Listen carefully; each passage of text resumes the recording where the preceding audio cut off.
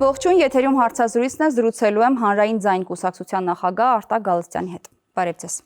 Շնորհակալ եմ պարոն Գալստյան հրավերն ընդունելու համար։ Ես եմ շնորհակալ։ Պարոն Գալստյան, դուք կալանավորված էիք, այժմ ազատ եք, մի քանի ամիս է։ Կալանքի եւ ազատ արձակման ողջ գործընթացը եթե դիտարկեք, կասեք, որ վստահում եք Հայաստանի Հանրապետության իրավական համակարգին։ Բացարձակապես ոչ, որովհետեւ եթե վստահեի, ընդհանրապես ոչ կալանք կլեր, ոչ էլ հարուցված գործ, քրեական գործ։ Հիմնավորեք։ Նույնիսկ ասենց ասեմ, քրեական գործը սկսվում է նրանով, հետեւյալ նախադասությամբ, որ Արտակ Գալստյանը ստեղծել է Հանրային ձայն կուսակցությունը, որպեսզի դրանով ձեռք բերի հեղինակություն եւ հերթական ընտրությունների միջոցով զավթի Հայաստանի Հանրապետությունում իշխանությունը։ Կարծում եմ առաջի կուրսի ուսանողի համար անգամ պարզ է, որ մեղադրանքը առավել քան քաղաքական է, որտեղ մեր օրենսդրությամբ ցանկացած կուսակցություն, եթե իր կանոնադրության մեջ չի նշում, որ իր նպատակի իշխանության գալն է, ուղղակի կուսակցությունների մասին օրենքը արգելում է նման կուսակցության գրանցվելը։ Դուք վստահ եք, որ ձեր կուսակցության գործունեությունն է պատճառը եղել, որ դուք հայտնվել եք կալանավորում։ Բայց ներողություն իհարկե անկեղծության համար, արդյոք ձեր կուսակցությունը ճակերտներում այն թափն ուներ, որ հենց հատուկ դրա համար ձեզ պիտի փակեին։ Ես ասենց ասեմ, ես կասեի, որ ընդունում եմ, որ այդ թափը մենք չունենք այդ ժամանակ, բայց ես կարծում հենց մեր կուսակցության վրա առաջինը փորձարկվեց այն հիմնականը, թե ոնց կնայի հասարակությունը, երբ որ դիցուկ կուսակցություն է փակվում, իդեպ մեր կուսակցության գրասենյակը միջև այսօր կապարակնքված է, ամբողջ փաստաթղթաշրջանառությունը դեռևս գտնվում է քննչական կոմիտեում, այսինքն 3 տարի կարելի է քաղաքական կուսակցության գրասենյակը պլոմբել, կարելի է ամբողջ փաստաթղթաշրջանառությունը արգելավել ու հետ չտալ, դրանից բացի ամբողջ գույքը նույնպես արգելավել, հետո մարկանց ընտանիքներով կալանավորել, որտեղ այդ նույն գործի շրջանակներում կալանավորել են եւ կնոջս եւ որդուս, հարցս մինչեւ հետախուզման մեջ է, սա փորձարկեցին, մեր ընդդիմադիր գործընկերները ծափահարեցին, որտեղ ինչ-որ միտեղ նաեւ իրանց էին խանգարում քաղաքապետի ընտրությունների ժամանակ, մարսեցին պրծան, որից հետո հիմա որ մեկ-մեկ ես նայում եմ, որ չեմ չարախնդում քավլիցի, բայց մեր վրա փորձարկումից հետո արդեն դառավ համատարած դրվեց կանվերային հիմքերի վրա։ Ես կասեի, որ ավելի շուտ Հանրային ձայնը ընտրվեց նաև հենց հիմնականումների համար, որ հասարակական ընկալման մեջ հաշվի առնելով Վարդան Ղուկասյանի ոչ նորմատիվային լեքսիկոնը, դա բավականին ընկալելի կարող էր դառնալ, որովհետև նաև ներկայացվեց այդ ասպեկտի տակ, որ կոնկրետ Վարդան Ղուկասյանի հայրախոսությունների պատճառով է դա ամեն ինչը արվում։ Բայց վստահաբար կարամ ասեմ, որ մեկը-մեկի հետ բացարձակապես կապ չուներ, ուղղակի գլխավոր փորձներ կատարեցին, ստացվեց։ Բայց դուք եք խանգարում իշխանությանը հիմա թե ընդդիմությանը, ասում եք ընդդիմությունը ծափահարեց, իշխանությունը մեզ կալանավորեց։ Ես կարծում եմ, որ մենք խանգարում ենք երկուսին էլ։ Բայց ինչու։ Արդյոք այդքան ծանրակշիռ է ձեր ներկայությունը քաղաքական դաշտում։ Ну, կասեմ սենց, Երևանի քաղաքապետանում բավականին ծանրակշիռ է։ Ի տարբերություն ընդդիմության մենք ոչ թե ռադիկալ քայլերի չեն գնում, այլ անտրամաբանական քայլերի չեն գնում։ Ասենք դիցուկ, եթե քաղաքացիական պայմանագիրը ներկայացնում է մանկապարտեզի վերակառուցում կամ դպրոցի շինարարություն, մենք կողմ ենք քվեարկում ի տարբերություն ուրիշների։ Նենց է ձայները բաժանված, որ այսօր որոշակի հատվածներում հանրային ձայնը բավականին վճռորոշ է։ Որտեվ եթե չգիտեմ դուք ուժերի հարաբերակցությունը գիտեք քաղաքապետարանում թե ոչ, 32 իշխանական կոալիցիան է, 33 ընդդիմադիրն է, որից 7-ը հանրային ձայնն է։ Մենք ենք արանքում ընկած, ասենց ասեմ ձեզ։ Ձեր ձայները վճռորոշ են, ոնց որ տեղի ունեցան քաղաքապետի ընտրությունների ժամանակ, քաղաքապետի ընտրման ժամանակ։ Իմիջիայլոց ձեր ձայների շնորհիվ Տիգրան Ավինյանը դարձավ քաղաքապետ նաև։ Ես համաձայն չեմ, որ ինքը մեր ձայների շնորհիվ է դարձել։ Պակասող ձայների շնորհիվ, որը լրացրեցիք դուք։ Չէ, մենք չենք լրացրել։ Կար երկու խնդիր։ Նայեք, ես գտնվում եի կալանքի տակ, Տիգրան Ուրիխանյանը նույնպես որ մեր ցուցակի մեջ էր, ինքը գտնվում է Ռուսաստանի Դաշնությունում նույնպես հետախուզման մեջ էր։ Սա եւս մեկ հանգամանք, թե հանրային ձայնի հետևից խեին է այդ աստիճանի ընկած։ Այսինքն ընդդիմությունը ինքը իրանով չէր կարողանում այնքան ձայն հավաքել, որ ընտրվեր ընդդիմադիր քաղաքապետ։ Քաղաքացիական պայմանագիր եւ հանրապետությունը ունեն 32 ձայն։ Իրանց էլ 1 ձայն էր պակասում։ Այստեղ գալիս է խնդիրը կայանում էր նրանում, թե քվորում կլինի, թե չի լինի։ Ընդդիմությունը Այո, փաստացի ձեր ներկայությամբ դուք ապահովեցիք քվորումը եւ արդյունքում ընտրվեց իշխանական տեխնացուն։ Դուք կարող եք նաեւ չմասնակցել, այսինքն բռնեիք ընդդիմադիրների։ Ինչ է լինելու այդ ժամանակ։ դիրքավորումը դուք պիտի ասեք, ես չեմ կարող ասել։ Դե հիմա ես ասեմ ինչ է լինելու այդ ժամանակ, որովհետև դա մանրամասը քննարկվել է նաև մեր ընդդիմադիր գործընկերների հետ։ Այսինքն երկու անգամ նիստը պիտի տեղի ունենար եւ Երևան քաղաքը այն ժամանակ, երբ որ Արցախը հայաթափվում էր, հիշում եք հոկտեմբերի 10-ին ա եղել քաղաքապետի ընտրությունները, Երևան քաղաքը նորից պիտի գնար ընտրության։ Ես բազմիցս ասել եմ եւս մեկ անգամ կկրկնեմ, հա, նույն լավ, ասեմ մեր ընդդիմության գործընկերների բառերով, էլի որ քաղաքացիական պայմանագիրը կեղծում է, քաղաքացիական պայմանագիրը վարչական ռեսուրս է օգտագործում եւ այլն եւ այլն։ Հիմա նայեք, եթե վերցնում ենք ամբողջ ընտրական պատկերը, եւ հանրային ձայնը, եւ Մայր Հայաստանը, եւ ազգային առաջընթացը Հայկ Մարությանի, մենք մաքսիմալ ինչքան հնարավոր էր աշխատել ենք։ Միակ կուսակցությունը, որ կոպիտ ասած լավ sense ասեմ, քեզ ճակերտա, որ քիչ էր օգտագործել վարչական ռեսուրսը, մեր ընդդիմության բառերով եմ ասում, քիչ էր կեղծել, դա քաղաքացիական պայմանագիրն է։ Ես վստահաբար կարամ ասեմ ձեզ, Էջմիածնի վաղաշաբաթի վերջի ընտրություններն էլ առավել քան ակնհայտ է, որ մյուս ընտրությունների ժամանակ ուղղակի հանրային ձայնից եւս երկու հոգի կալանավորվելու էր, կամ եթե նույնիսկ չկալանավորվել էր, այդ մեկ ձայնի տարբերությունը քաղաքացիական պայմանագիրը միանշանակ վերցնելու էր։ Եվ արդյունքում մենք ունենալու ենք լիակատար իշխանություն քաղաքացիական պայմանագրի Երևան քաղաքում։ Այս պարագայում հիմա Քավլիցի դա գաղտնիք չի, բազմաթիվ հարցերում ուզեն թե չուզեն մեր այդ հաշվի են նստում, նաև օբյեկտիվ լինենք, այնպես չի որ մեր առաջարկությունները մերժվում է, այսինքն նորմալ առողջ քննարկման փուլի մեջ ենք իրանց հետ, եթե մի բան մեր սրտով չի մենք կարողանում ենք հիմնավորենք, այնպես չի որ քաղաքացիական պայմանագիրը մեզ ասում է, չէ, մենք սենց ենք ուզում։ Այսինքն նորմալ կոնստրուկտիվ դուք համագործակցություն ունեք։ Հա, նորմալ կոնստրուկտիվ այդ մասով մենք կարողանում ենք իրար հետ աշխատենք բռնապետական турքերից վերջացած քաղաքի հետ կապված այլ խնդիրներից։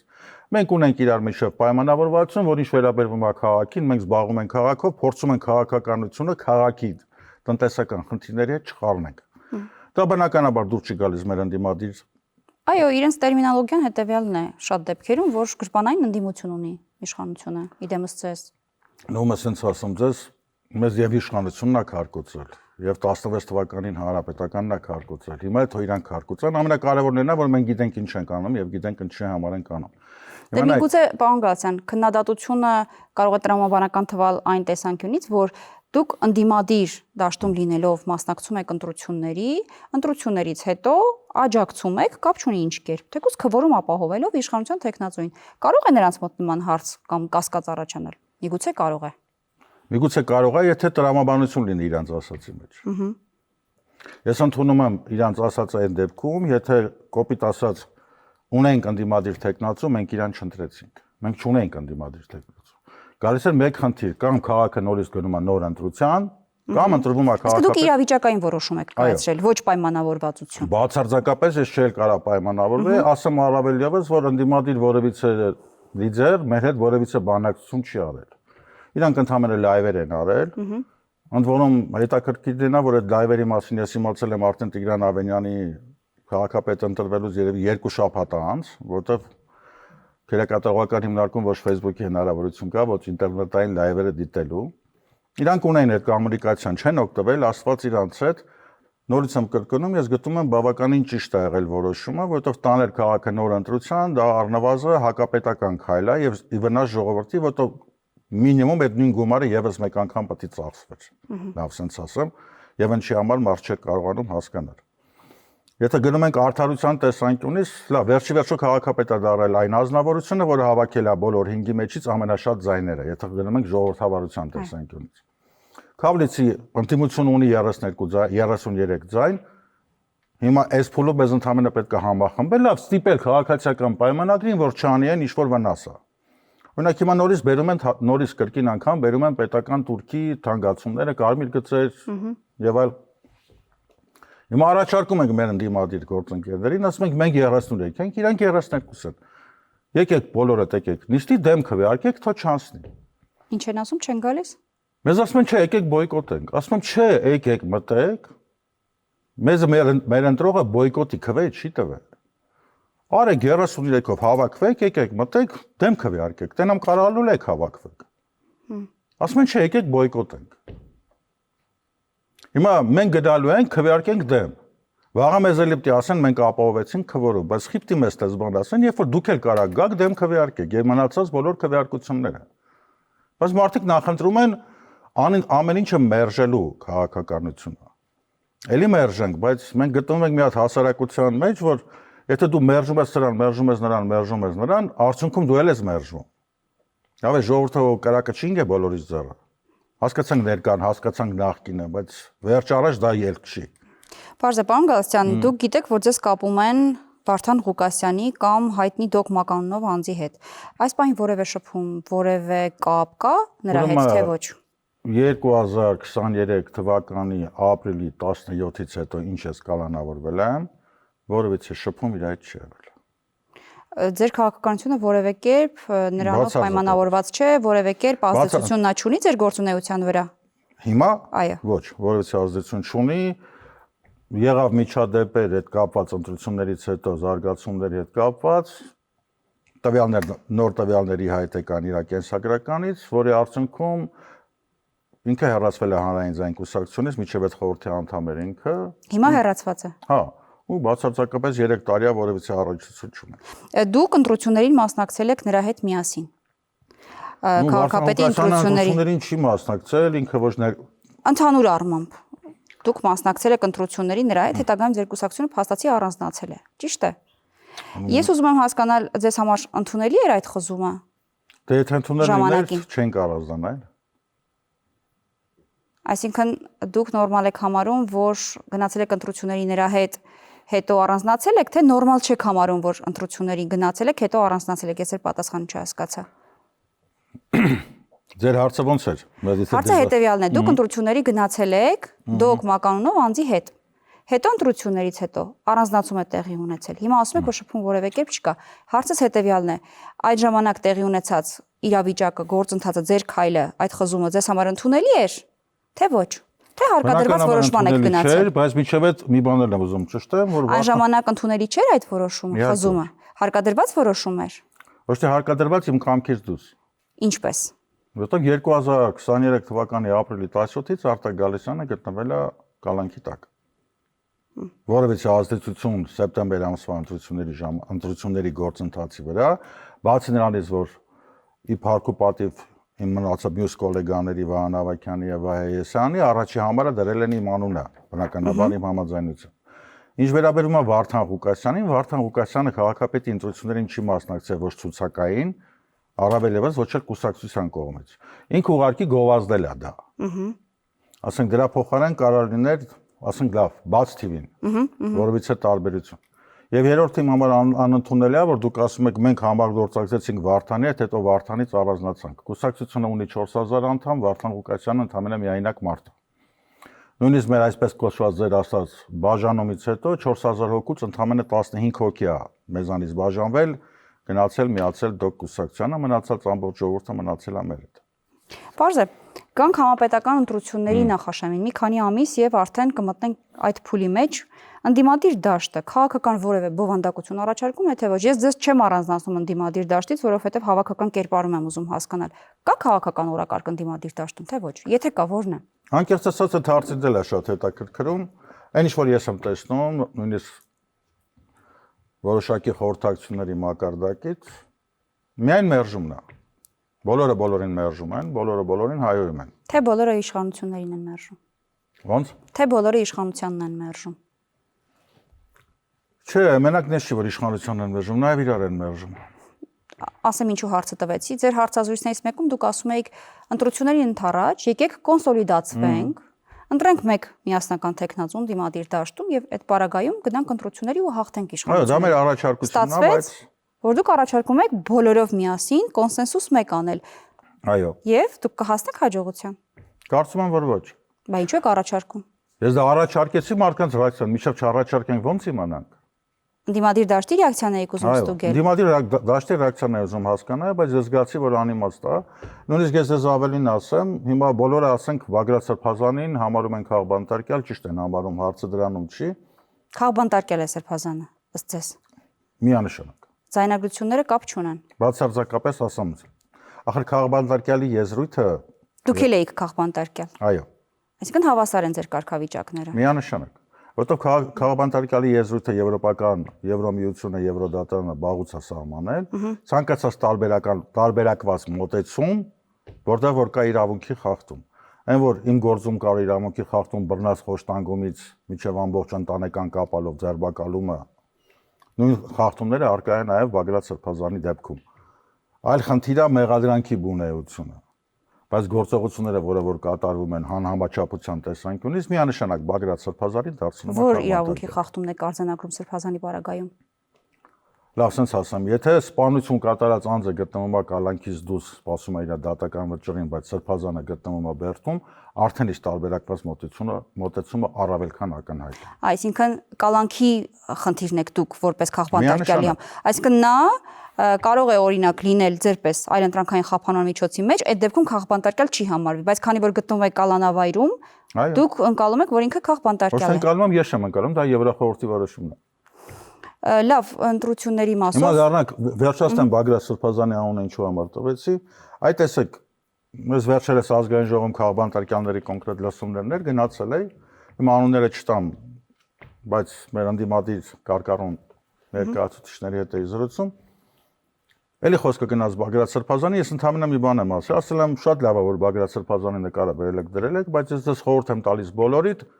մի հատ հետևեք ամիս ու կես, 2 ամիս առաջ մինչև իր կալանավորումը, նույն ընդդիմադիր մամուլը, ձեր մամուլը եւ դուք ինչ խոսույթով եք վերաբերվում այդ մարդուն։ Հիմա ինքը ծառայել է ձեր համար քաղաքապետարան, եթե դուք մտածել եք դրա մասին, որ եթե դուք անընդհատ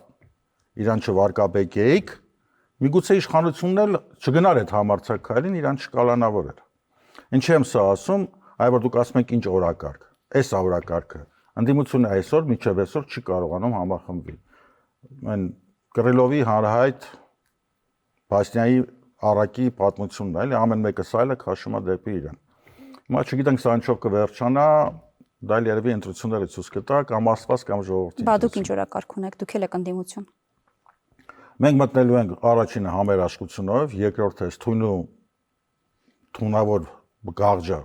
Հայաստանի Հանրապետության գոնե թե մամուլներից եւ քաղաքական դաշտից հանելու։ Ո՞նց եք դա անելու։ Երևի թե սեփական օրինակով։ Ինչ է դա նշանակում։ Այսինքն մենք ինքներս հայտարարելու եք, որ եկեք այս գաղտնիքներից չանենք, նաեւ պիտի կոչ անենք եւ փորձենք ամեն ինչ անենք, որ երկու կողմերն էլ նույն բանը չանեն։ Քավլիցի ոնց որ ես վերջերս մամուլում կարդացի, որ իշխող կուսակցությունը նույնպես որ փորձում է ворթեգրի այդ նույն ուղին։ Որ հայոյանքը գոնե վերանա, որտեվ հայոյանքը չի թողում տակի ոչ առողջ միտքը գա, ոչ էլի գա։ Ես նորից եմ ասում, ես չեմ ասում իշխանությունը փայլուն է, չեմ ասում ընդդիմությունը վատնա կամ հակառակը։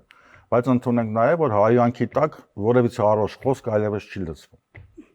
Սա սև ու սպիտակը, որ 19 թվականից դրել են, մինչև հիմա ամեն ինչ գնում է սև ու սպիտակով։ Բա Հայաստանի տեսլականը ո՞նց եք նկարագրելու ընտրողներին։ Հայաստանի տեսլականը։ Օրինակ իշխանությունն ասում է, ես բերել եմ խաղաղություն, հիմա ժամանակն է, որ այդ խաղաղությունը ինստիտուցիոնալիզացնեմ։ Դուք ինչ եք առաջարկել։ Ընդդիմությունն էլ ասում է, ձեր բերած խաղաղությունը խաղաղություն չէ, եւ դուք ամեն ինչ անում եք Ադրբեջանի պարտադրանքով։ Դուք ինչպիսի տեսլական եք պատկերացնում հայերի համար։ Խաղաղությունը միանշանակ կարծում առնվազն մարդի հոգեկան հիվանդ լինի, որ խաղաղությանը դեմ լինի։ Այլ խնդիրը այն մեթոդիկան, որ այսօր իշխանությունը օգտագործում է, դա կբերի մեզ խաղաղության, թե չէ, եթե հիշում եք նոյեմբերի։ Մենք ասում ենք, մենք արդեն խաղաղության մեջ ենք։ Մենք կնքել ենք, նախաստորագրել ենք պայմանագիր, մենք սահմաններում կրակոց չունենք, մենք տարբեր պայմանավորվածություններ ունենք, մենք դիվերսիֆիկացիայի քաղաքականություն ենք տանում եւ արտաքին եւ տնտեսական եւ մնացած այլ հարցերով։ Եվ խաղաղությունը հաստատված է։ Մենք այսօր Ադրբեջանի տարածքով կարողանում ենք արդեն երկրորդ անգամ ցորենի բեռներ տեղափոխել, առաջիկայում նավթ ենք ունենալու Ադրբեջանի տարածքով։ Խաղաղության դոկտրինի ձեր ասացի հետ, հա, որոշակի չէ, դա իշխանության օրվա քաղաքականությունն է։ Որոշակի առաջընթաց թե օգոստոսի 8-ով նույնպես ակնհայտ կա, բայց ամեն դեպքում գերիները դեռ գտնվում են այնտեղ, որտեղ գտնվում են, դեռ Հայաստանի Հանրապետության տարածքները օկուպացված են։ Այբ որ այդ ամեն ինչը վերացված կլիներ, գերիները վերադարձված կլինեին, տարածքներն էլ հետեկած կլինեին։ Նոր կարանք խոսանք որևիցե կայուն խաղաղության մեջ։ Իմ համար սա ավելի շատ հրադադար է, այնպես ինչպես եղել էր նոյեմբերի 9-ից կամ այնպես ինչպես 94 թվականից հետո կար։ Կյանքը ցույց տվեց, որ պատերազմը կարա սկսի ընդամենը 1 օրվա ընթացքում, ոնց որ 2022 թվականի սեպտեմբերի 13-ին սկսվեց։ Բայց այն ժամանակ չկային նախաստորագրված թղթեր։ Այն ժամանակ սահմանազատված սահման չունեինք, այն ժամանակ Ադրբեջանի տարածքով որոշակի տարածումներ չունեինք։ Ժամանակ Թրիփի նախագծի նախապայմանավորվածությունը չկար։ Ասենց ասում ձեզ 2014 թվականին Ռուսաստանի Դաշնությունը անեքսիայի ենթարկվեց Ղրիմը, որից հետո նախաստորագրվեցին փաստաթղթեր Ուկրաինայի հետ։ Ուկրաինայի տարածքով ցորեն էր գնում, Ռուսաստանի գազն էլ Ուկրաինայի տարածքով գնում էր Եվրոպա։ 22 թվականին տեսանք ինչ եղավ։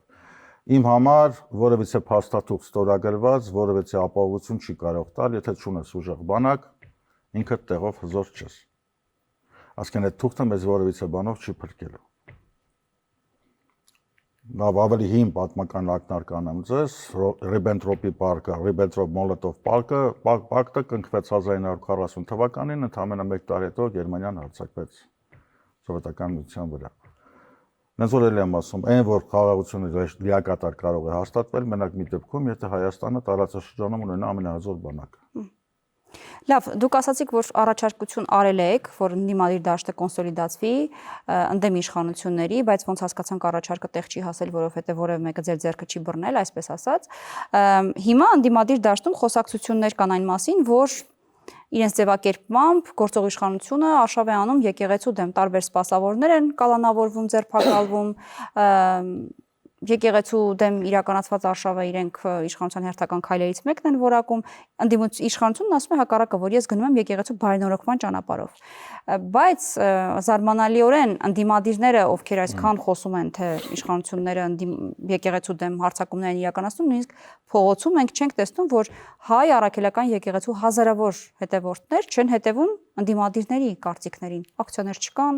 այսինքն չեն կոնսոլիդացվում այս ընդդիմության ասած սուր խնդրի շուրջ եւ որևէ կերպ ընդդիմադիրներին չեն պաշտպանում։ Դուք այս հարցի վերաբերյալ ինչ տեսակետ ունեք։ Դուք ում կողմն եք։ Իշխանությունների, ովքեր եկեղեցու բարենորոգման ճանապարհով են գնում, ինչպես ասում են, թե ընդդիմության կողքին եք, որ ասում են, թե իշխանությունը հարձակվել է եկեղեցու վրա, եկեղեցու լավագույն սպասավորների վրա։ Ну, փաստը այն, որ իշխանությունը հարձակվել է եկեղեցու վրա, դա ոչ ես եմ ասում, ոչ ընդդիմությունը, դա ասում է Հայաստանի Հանրապետության սահմանադրությունը, սև սպիտակով գրած է, որ եկեղեցին անկախ է եւ իշխանությունը որևիցե միջամտության իրավունք չունի։ Ոչ իր կանոնադրական սկզբունքներին, ոչ նրան։ Իսկ կեսներ ասեք, եկեղեցին էլ իրավունք չունի քաղաքականություն մտնելու։ Բնականաբար։ Եվ որևէ քաղաքական հայտարարություն անելու։ Եկեղեցին նույնպես։ Բայց հիմա ասենց վերցնենք, եթե եկեղեցին դիցուք թույլ է տվել իրան X ժամանակին պահանջել վարչապետի հրաժարականը, դա դեռ չի նշանակում, որ վարչապետն էլ իրավունք ունի պահանջել կաթողիկոսի։ Սա առաջինը։ Ինչ վերաբերում է մոռացեք եկեղեցականների քաղաքական շարժումների մասին։ Նույն Բագրատ Գալստանյանի որևիցե խնդիր չունեմ։ Սպասավորների քաղաքական հայտարարությունների, այսինքն մեկ անգամ չի, որ եկեղեցին սխալվել է, պարբերաբար այս ընթացքում եղել են տարբեր քաղաքական process-ներին ակնհայտ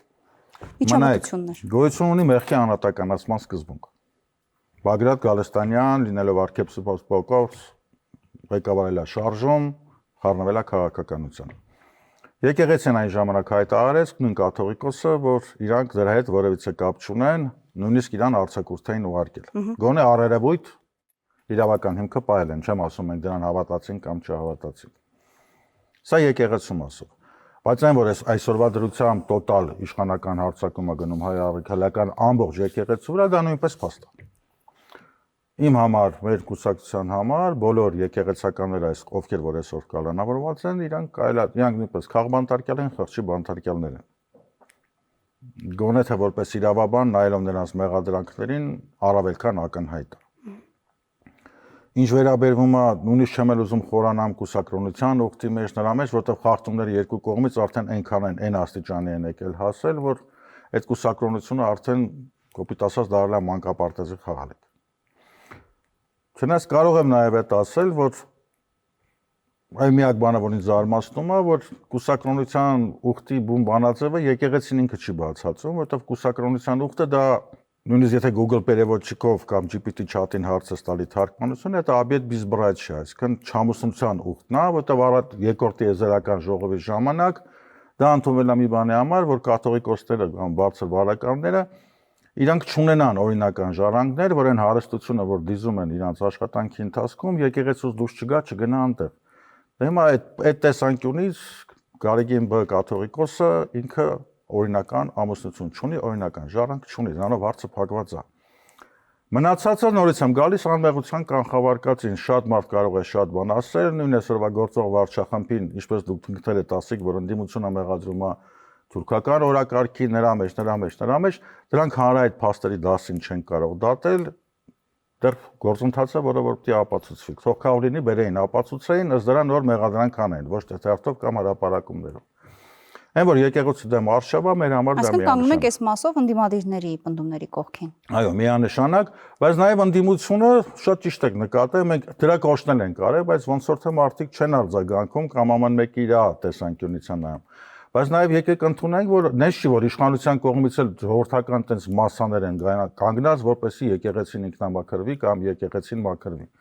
Այսինքն ժողովուրդը այս պահին իմ կարծիքն ասա սուբյեկտիվ, ժողովուրդը առանձին դիտորդի դերում է, ինչ-որ միտեղ վախեցած, ինչ-որ միտեղ հիասթափված, այնտեղ երկու խմբավորում իրար միս են ուտում կոպիտ ասած, մեկն ասում է դու թուրքական օրակարգ ես, մեկն ասում է չէ դու կաթողիկոս ես,